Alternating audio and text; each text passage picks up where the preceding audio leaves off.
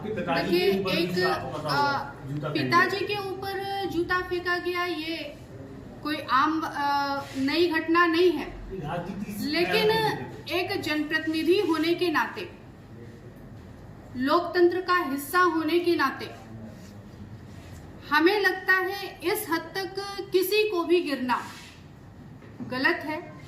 और हम जितना अभी तक आंक पाए हैं, क्योंकि ये शुरुआत हमें जहां तक याद है 2008 से शुरुआत हुई थी।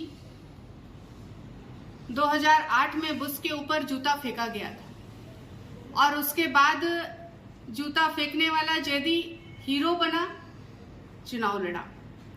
2009 में उस वक्त के गृह मंत्री पी चिदम्बरम जी के ऊपर जूता फेंका गया। आपके ही एक पत्रकार बंधु ने दिल्ली में फेंका था और वो खूब फेमस हुए, चुनाव लड़े, विधायक बन गए। तो हमें लगता है जूता फेंकना, स्याही फेंकना,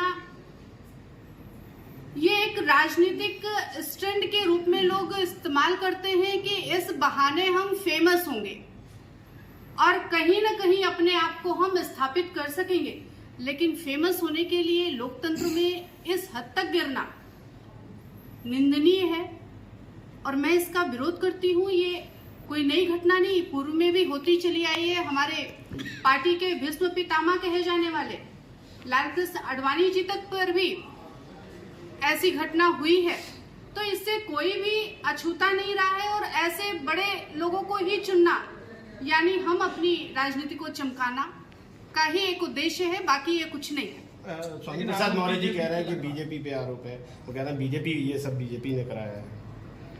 अब पकड़ा गया है वो भी, उसका भी ये कहना है कि बीजेपी के नेताओं ने हमसे ये कहा। अखिलेश जी भी लगातार कह रहे हैं कि बीजेपी। तो अब ये बात अगर पकड़ा जाने वाला एक्सेप्ट कर रहा है तो फिर उसमें तो कोई संदेह है ही नहीं। तो फिर आप क्या कहना है, आपका क्या? देखिए, कोई पार्टी किसी व्यक्ति से गलत कार्य करने को नहीं कहती है, पार्टी का शीर्ष नेतृत्व तो नहीं कहता है। छोटी मानसिकता रखने वाले राजनीतिक करवा सकते हैं, लेकिन शीर्ष नेतृत्व ऐसा दिशा निर्देश किसी को नहीं देता है। एक बेटी राजविदास की बात पे क्या कहें? इस घटना को एक बेटी के रूप में सांसद के रूप में हमने आपसे कहा, लोकतंत्र का हिस्सा होने के नाते मैं इसकी निंदा करती हूँ, ये नहीं होना चाहिए। और अगर आप एक बेटी होने के नाते पूछ रहे हैं तो भी मैं कहती हूँ इस तरह की घटनाओं का आज के समय में स्थान नहीं होना चाहिए। हर व्यक्ति का वैचारिक सोच एक सा नहीं होता है, मतभेद हर किसी में होता है। हमारे आपके संबंध कितने भी अच्छे हों, लेकिन कोई ना कोई एक ऐसा स्टेज जरूर आएगा जहां पर आपका मत अलग होगा, हमारा मत अलग होगा और दोनों में मतभेद होना स्वाभाविक सा है। उसे हम अपने तरीके से किसी का विरोध करने का विषय रख सकते हैं, लेकिन विरोध गलत तरीके से करना सदैव गलत रहा है और रहेगा।